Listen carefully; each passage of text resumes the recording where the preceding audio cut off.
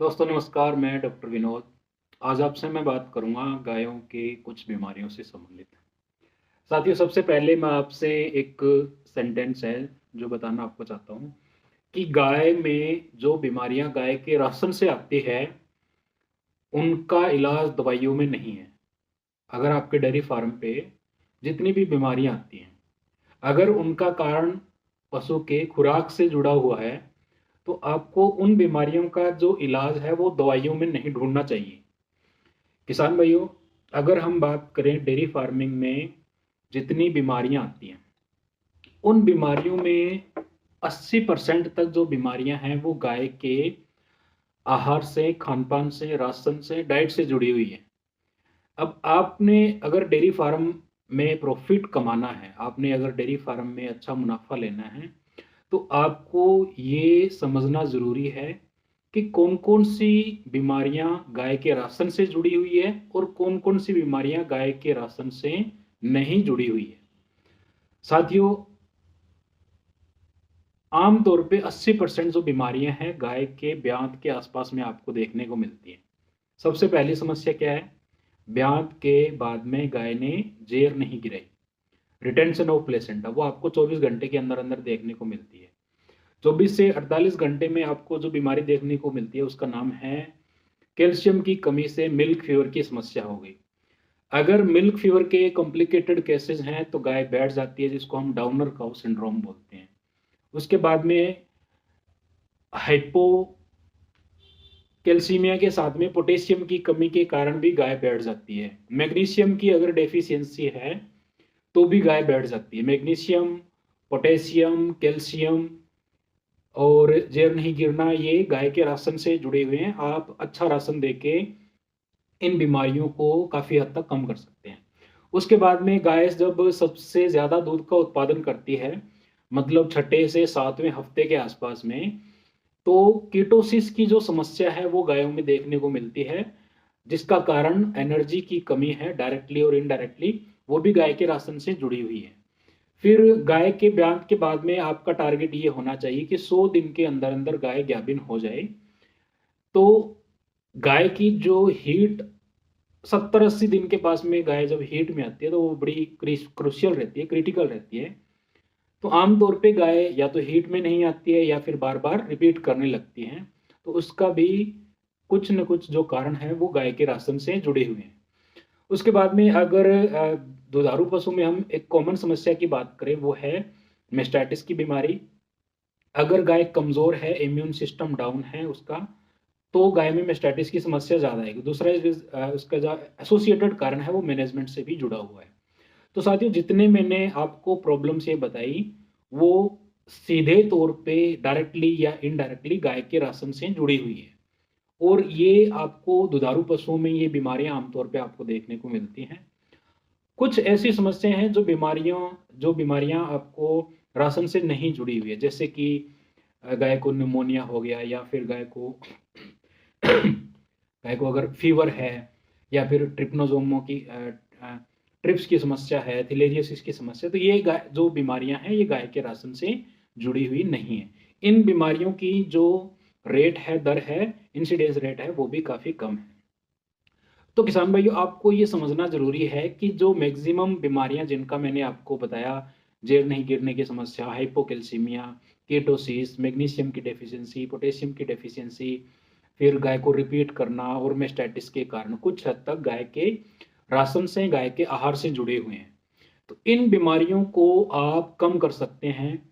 ये बीमारियां कम हो, इसके लिए किसान भाइयों को गाय के राशन के बारे में जानकारी होना बहुत ज़रूरी है।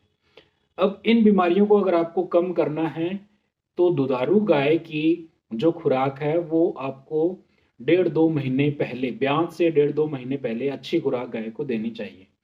अगर आप किसी भी गाय को ब्यात के समय तैयार नहीं करेंगे, दूध उत्पादन के लिए गाय को तैयार नहीं करेंगे, तो ये बीमारियां गाय में बढ़ेंगी और फिर आपको डेयरी फार्मिंग में कभी भी अच्छा प्रॉफिट नहीं मिलेगा, आपको नुकसान है आपका जो बढ़ता जाएगा। इन बीमारियों से बचाव के लिए ट्रांजिशन के टाइम पे, ब्यात से पहले, ब्यात के बाद में आपको अच्छा राशन देना बहुत ज़रूरी है। किसान भाइयों, गाय अपनी खुराक के लिए किसानों पे निर्भर है। गाय को आपने कोई भी स्वतंत्रता नहीं दी है भी अपने हिसाब से वो गाय राशन उठाए। गाय का राशन आपने निर्धारित कर रखा है, आप उसको कितनी तोड़ी देते हैं, कितना हरा चारा देते हैं, कौन सा फीड डालते हैं, तो गाय अपने राशन के लिए, अपने न्यूट्रिएंट्स की रिक्वायरमेंट के लिए आप पे निर्भर है। अगर आप गलती करेंगे तो जो बीमारियां गाय के दूध उत्पादन के साथ में जुड़ी हुई हैं वो बीमारियां बढ़ेंगी, और डायरेक्टली और इनडायरेक्टली कहीं ना कहीं उसका जो कारण है वो किसानों की राशन के बारे में अच्छी जानकारी न होना भी है। तो अगर आपको राशन की अच्छी जानकारी नहीं है, आप अच्छा फीड इस्तेमाल नहीं करते हैं, आपको ये पता नहीं है भी को मिनरल मिक्सर कब बंद करना है, कब देना है, कितना देना है, तो आप गाय को जाने अनजाने में धक्के से बीमार कर सकते हैं। तो किसान भाइयों, अगर इन ब्रीफ में आपको कहना चाहूँ, अगर आपको डेयरी फार्मिंग में प्रॉफिट कमाना है तो आपको ये समझना होगा कि जिन बीमारियों का कारण गाय के राशन में जुड़ा हुआ है उनका इलाज दवाई नहीं है। गाय को कोई भी समस्या है, आप उसको एंटीबायोटिक्स, पेन किलर्स दे रहे हैं, समस्या उसके राशन से जुड़ी हुई है, तो फिर उसमें आपका जो इलाज है वो उससे नहीं होगा। तो किसान भाइयों, ये यहाँ पे समझना बड़ा ज़रूरी है कि जिन समस्याओं के बारे में मैंने आपको बताया, जेर नहीं गिरने की समस्या, मिल्क फीवर, हाइपो कैल्सीमिया के साथ साथ में पोटेशियम की कमी, मैग्नीशियम की कमी, रिपीट ब्रीडिंग और मेस्टाइटिस, ये सारी समस्याएं आप काफ़ी हद तक अच्छे ट्रांजिशन मैनेजमेंट से कम कर सकते हैं।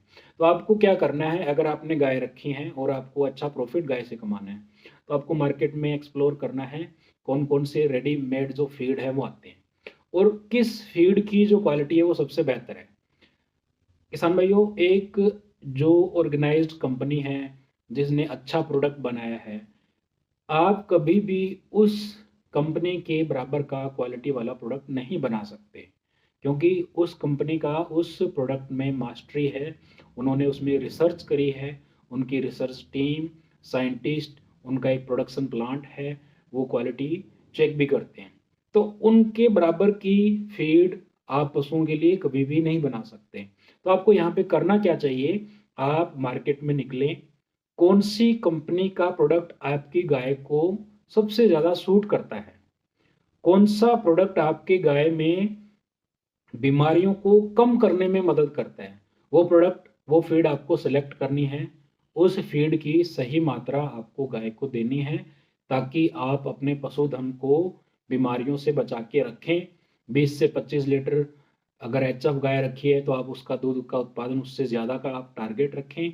हाँ, अगर आपने घर पे गाय रखी है 7-8 लीटर के लिए या फिर घर के खर्चे के लिए तो वो दूसरी बात है, लेकिन अगर आपने डेयरी फार्मिंग से पैसा कमाना है, बिजनेस के रूप में आपको देखना है, तो आप ये जानिए कौन कौन सी समस्याएं राशन से जुड़ी हुई है, राशन कितना होना चाहिए, फीड कितनी होनी चाहिए, हरा चारा तोड़ी कितना होना चाहिए, पानी की मात्रा, वो सारी चीज़ें आपको पता होना चाहिए, क्योंकि आप पे गाय निर्भर करती है।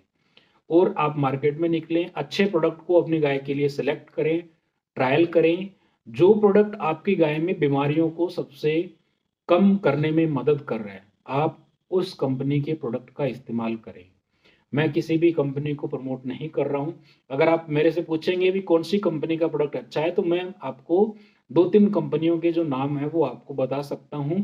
कमेंट बॉक्स में आप जरूर लिखें भी अगर आपको उसके बारे में जानकारी चाहिए तो। कुल मिला के किसान भाइयों, आपको इन संक्षेप में मैं दोबारा से बोलना चाहूंगा कि जिन बीमारियों का कारण गाय का राशन है उनका हल आप दवाइयों में न ढूंढें, राशन को ठीक करें, आप खुद राशन के बारे में जानकारी लें ताकि गाय आपकी बीमार न पड़े। मैं उम्मीद करता हूँ इस जानकारी से आप कुछ बीमारियों को पकड़ पाएंगे, उनको कम करने के लिए अच्छा राशन आप गाय को दे पाएंगे, बीमारियों से गाय को बचा के आप अपने डेयरी फार्मिंग में ज़्यादा से ज़्यादा मुनाफा ले पाएंगे। तो साथियों, अगर आपको चैनल में जानकारी अच्छी लग रही है तो आप सपोर्ट करने के लिए लाइक, शेयर और सब्सक्राइब ज़रूर करें। अगर आपका कोई भी क्वेश्चन है तो आप कमेंट बॉक्स पे जाके आप अपना क्वेश्चन है जो टाइप करें, बीमारियों के बारे में कुछ भी, अगर आप डेयरी फार्मिंग के बारे में आप जानना चाहते हैं तो कमेंट बॉक्स में आप मेरे को लिख सकते हैं। Thank you.